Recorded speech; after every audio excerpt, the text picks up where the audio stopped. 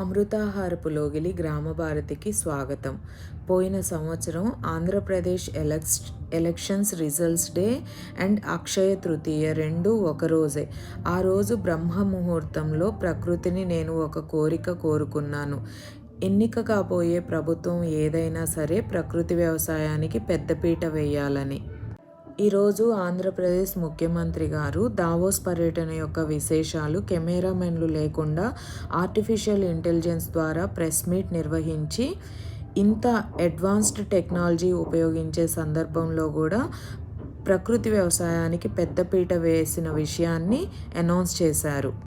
ప్రపంచం మొత్తంలో వివిధ దేశాల అధిపతులు, మంత్రులు, కార్పొరేట్ దిగ్గజాలు 4 రోజుల పాటు ఒకే వేదికపై ఉండేది సంవత్సరానికి ఒకసారి దావోస్లో. ప్రపంచమంతా ప్రస్తుతం ఏఐ, గ్రీన్ ఎనర్జీ పేర్లు మారుమోగుతున్నాయి. ఏఐడి టెక్నాలజీ, హరిత పారిశ్రామికీకరణ, పెట్రోకెమికల్ హబ్స్, బ్లూ ఎకానమీకి ఆంధ్రప్రదేశ్ని గేట్వేగా మార్చడం వంటి అంశాలపై విస్తృతంగా చర్చించాం. ప్రకృతి వ్యవసాయంలో రాష్ట్రాన్ని ప్రపంచానికి ఒక నమూనాగా తయారు చేశాం. భవిష్యత్తులో 40 లక్షల ప్రకృతి వ్యవసాయ రైతుల్ని తయారు చేస్తాం అని ప్రకటించడం ఆనందంగా ఉంది.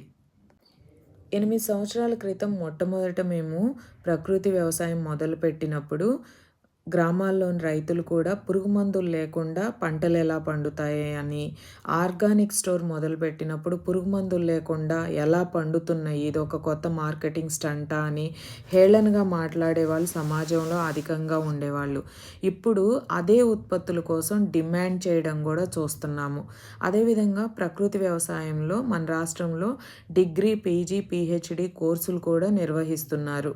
ఇప్పటికే అనుభవం సాధించిన ఎక్స్పర్ట్ రైతులకి ఈ ప్రకృతి వ్యవసాయం మీద ట్రైనింగ్ ఇచ్చి ఇతర రాష్ట్రాలకు, ఇతర దేశాలకు ఇంగ్లీష్, హిందీ నేర్పించి ట్రైనర్స్గా పంపిస్తున్నారు.